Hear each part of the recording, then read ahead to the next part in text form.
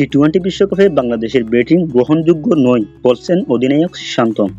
বাংলাদেশের অধিনায়ক নাজমুল হোসেন শান্ত সোমবার টি-20 বিশ্বকাপে তার দলের ব্যাটিং প্রদর্শনের কঠোর সমালোচনা করে একে অগ্রহণযোগ্য বলে অভিহিত করছেন।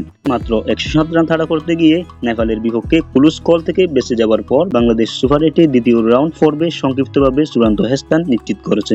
তৌহিদ হৃদয় 4 ইনিংসে 95 রান সংগ্রহ করেছেন, যেখানে প্রাক্তন অধিনায়ক সাকিব আল হাসান একমাত্র খেলোয়াড় যিনি হাফ সেঞ্চুরি করেছেন। গ্রুপ বিজয়ী দল দক্ষিণ আফ্রিকার বিপক্ষে তাদের পরাজয়।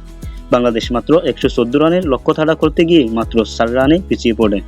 অধিনায়ক শান্ত বরাত দিয়ে এবিপি জানিয়েছে, এটি ঘটছে না এবং এটি গ্রহণযোগ্য নয়।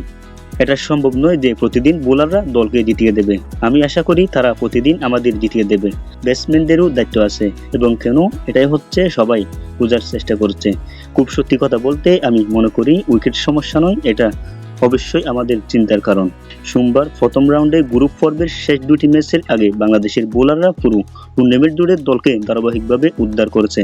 তাদের মধ্যে 4টি শীর্ষ 5 উইকেট শিকারীর মধ্যে স্থান রয়েছে বোলার তানজিম হাসান সাকিব, একজন ফাস্ট বোলার। তার সেরা পারফরম্যান্স 9টি উইকেট। মুস্তাফিজুর রহমান, তাসকিন আহমেদ, উভয় পেসার প্রত্যেকটি 7টি করে উইকেট নিয়েছেন।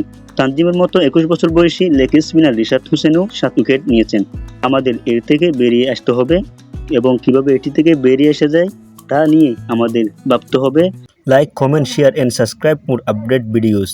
আসসালামু আলাইকুম ওয়া রাহমাতুল্লাহি ওয়া বারাকাতুহু।